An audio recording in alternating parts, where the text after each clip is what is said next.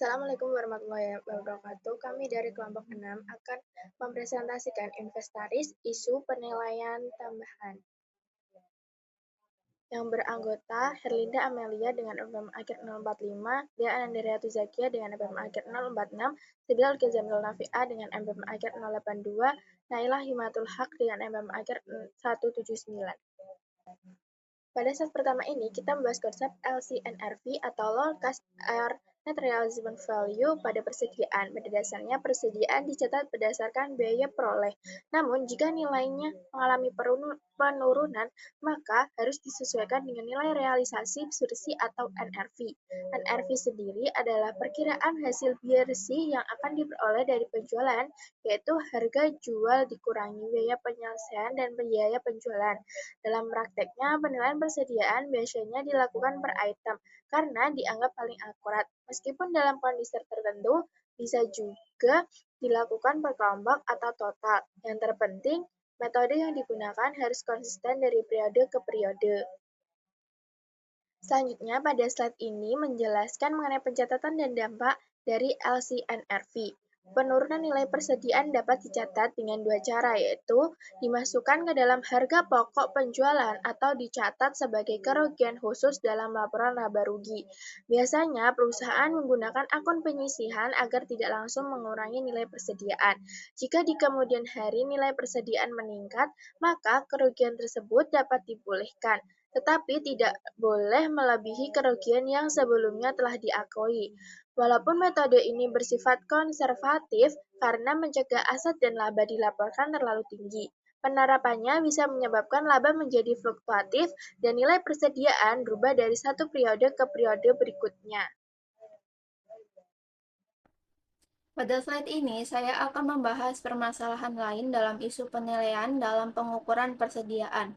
Selain metode penilaian persediaan yang umum digunakan, terdapat beberapa kondisi khusus yang memerlukan perlakuan akuntansi tersendiri.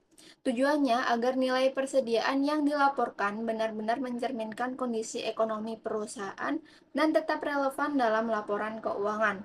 Beberapa permasalahan tersebut antara lain yaitu nilai jual relatif berdiri sendiri atau relatif standalone sales value yang digunakan ketika perusahaan membeli beberapa aset dalam satu harga gabungan.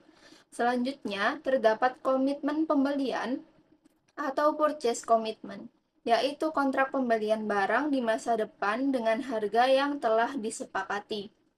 Selain itu, ada persediaan agrikultur, seperti hasil pertanian atau aset biologis yang penilaiannya menggunakan nilai realisasi neto. Terakhir, terdapat komoditas pialang pedagang, yang biasanya dinilai berdasarkan nilai wajar dikurangi biaya penjualan. Kemudian pada saat ini saya akan membahas dampak dan perlakuan akuntansi dari permasalahan tersebut. Kondisi-kondisi ini dapat mempengaruhi nilai persediaan, laba rugi, serta kewajiban perusahaan. Oleh karena itu, perusahaan harus memilih dasar pengukuran yang tepat agar laporan keuangan tetap andal dan sesuai standar akuntansi. Sebagai contoh, apabila harga pasar turun di bawah harga kontrak pembelian, maka perusahaan dapat mengakui kerugian dan liabilitas. Untuk persediaan agrikultur, pengukuran dilakukan menggunakan nilai wajar dikurangi biaya untuk menjual. Selain itu, perubahan nilai persediaan tertentu juga dapat diakui sebagai keuntungan atau kerugian pada periode berjalan. Jadi, tujuan utama dari penilaian ini adalah menyajikan nilai persediaan secara realistis agar informasi keuangan lebih akurat dan bermanfaat bagi pengguna laporan keuangan. Metode selanjutnya adalah metode laba kotor untuk estimasi persediaan. Metode ini merupakan cara untuk memperkirakan jumlah persediaan dalam sistem persediaan perpetual sebagai pengganti perhitungan langsung barang. Metode ini hanya digunakan oleh auditor atau di situasi di mana suatu perusahaan tidak bisa menghitung persediaan mereka akibat kebakaran atau bencana lain yang menghancurkan persediaan. Metode ini berdasarkan pada 3 asumsi, di mana yang pertama adalah persediaan awal ditambah pembelian sama dengan total barang. Dan yang kedua, barang yang belum terjual harus ada di tangan. Dan terakhir, penjualan setelah dikurangi biaya akan dikurangkan dari jumlah persediaan awal ditambah pembelian untuk mendapatkan persediaan akhir. Proses ini dapat dilihat pada gambar yang ada di kanan. Sebelum penjualan dapat dikurangkan dengan biaya barang yang tersedia untuk dijual. Untuk mendapatkan persediaan akhir, penjualan harus dikurangi terlebih dahulu dengan laba kotor, yang umumnya dinyatakan sebagai persentase harga jual. Ada dua metode untuk mencari persentase laba kotor. Yang pertama adalah laba kotor atas harga jual, yang dapat dilihat dari markup dibagi dengan retail. Metode yang kedua adalah laba kotor atas HPP, yang dapat dilihat dari markup dibagi dengan cost. Formula lain yang terkait dapat dilihat di gambar yang paling bawah. Di bagian ini kita bahas metode inventaris retail atau metode persediaan retail. Nah, metode ini itu digunakan untuk menentukan persediaan akhir dengan menggunakan harga eceran. Biasanya dipakai di perusahaan retail besar yang mempunyai banyak jenis barang. Jadi daripada menghitung satu persatu, metode ini tuh jauh lebih praktis. Alurnya dimulai dari menghitung total barang yang tersedia dalam harga jual, setelah itu dikurangi dengan penjualan, sehingga kita dapat estimasi persediaan akhir dalam harga retail. Nah, karena itu masih dalam harga jual, kita perlu mengubahnya ke harga biaya. Di sini digunakan cost to retail ratio, yaitu perbandingan antara total biaya dengan total harga jual barang tersedia. Rasio ini yang dipakai untuk mengonversi nilai persediaan akhir menjadi harga biaya.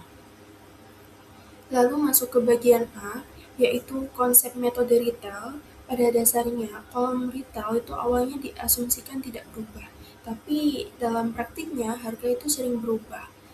Ada markup, yaitu kenaikan harga, dan markup cancellation, yaitu pembatalan dari kenaikan tersebut. Selain itu ada markdown, yaitu penurunan harga, misalnya karena promosi, barang rusak, atau persaingan. Kalau harga dinaikkan kembali setelah diturunkan itu disebut markdown cancellation. Yang perlu diperhatikan, pembatalan ini tidak boleh melebihi nilai awalnya supaya tetap konsisten dalam pencatatan.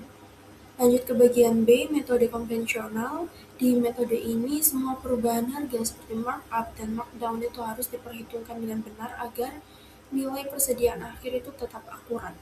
Perhitungannya menggunakan rumus utama, yakni ending inventory pada harga retail dikalikan dengan cost to retail ratio. Hasilnya adalah nilai persediaan akhir dalam harga biaya. Jadi, kita ambil nilai dari sisi harga jual lalu dikonversi ke harga perolehan menggunakan rasio tersebut. Kemudian masih dalam metode inventaris retail, pada bagian C, yakni item khusus yang berkaitan dengan metode retail. Jadi ada beberapa komponen yang memengaruhi perhitungan, misalnya freight in yang menambah biaya pembelian, lalu purchase return yang mengurangi cost dan retail, sedangkan purchase discount dan allowance hanya mengurangi cost. Lalu untuk penjualan, sales return itu mengurangi penjualan, sedangkan sales discount itu tidak digunakan agar persediaan itu tidak dinilai terlalu tinggi. Selain itu ada juga kondisi kehilangan barang. Normal shortage hanya mengurangi nilai retail, sedangkan abnormal shortage mengurangi cost dan retail sekaligus dan dicatat sebagai kerugian. Employee discount juga hanya mengurangi retail dan tidak memengaruhi rasio. Terakhir, pada bagian D, yaitu evaluasi metode inventaris retail. Metode ini itu memudahkan perhitungan persediaan tanpa harus melakukan stok fisik dan juga membantu dalam pengendalian serta perencanaan. Namun kelemahannya di sini adalah metode ini menggunakan rata-rata gross profit, sehingga bisa kurang akurat jika margin tiap barang itu berbeda. Selain itu, metode ini juga bergantung pada asumsi bahwa komposisi persediaan akhir sama dengan komposisi barang yang tersedia. Jadi metode ini praktis dan efisien, tetapi perlu digunakan dengan pertimbangan agar hasilnya itu tetap relevan. Demikian video pembahasan materi dari kelompok kami. Kami mohon maaf apabila masih terdapat kekurangan dalam penyampaian. Sekian dan terima kasih.